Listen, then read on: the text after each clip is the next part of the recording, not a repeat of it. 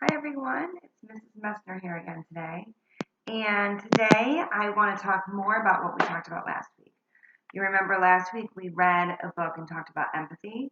And we also talked about how when you put empathy into action, it's called compassion. And so today's book is going to be about just that, about somebody who thinks about how someone or something is feeling and then does something about it and shows compassion.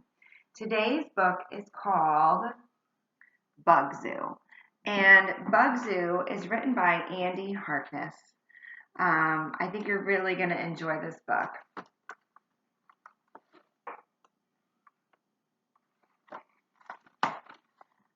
Ben loved bugs.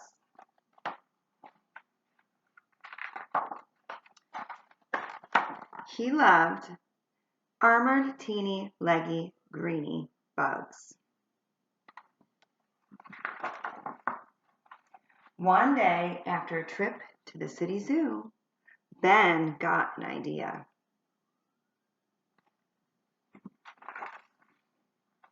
Ben opened a bug zoo and waited for folks to arrive.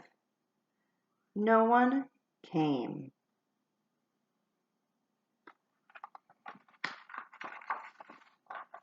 The next morning, Ben noticed that his bugs weren't buzzing. He thought about it over breakfast. Maybe they're hungry, he said. Why do you think Ben's bugs aren't buzzing? Ben picked fresh leafy branches, one for each armored, teeny, leggy, greeny, floaty, wingy, jumpy, springy bug. Still, no one came. Maybe I need to advertise. See, it says Bug Zoo open today. Maybe I need bigger bugs. Maybe I need more bugs. That's a lot of bugs.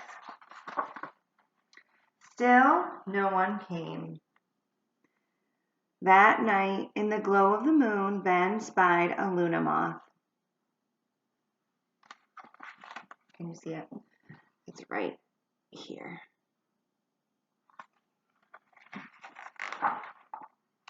You'll be my main attraction, Ben said. It will be perfect.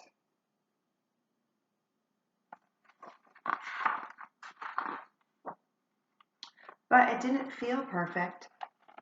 The moth looked hungry. The moth looked cramped. How do you think that moth is feeling being stuck in that jar like that? When you think about how someone else or something is feeling, that's empathy. The moth looked sad. I wonder what Ben is going to do. Ben unscrewed the lid and helped the moth out of the jar. As the moth lifted into the night sky, Ben knew what he had to do.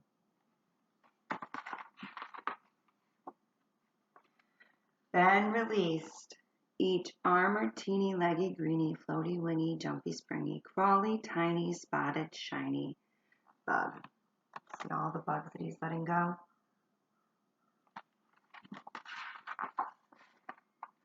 Ben still loves bugs.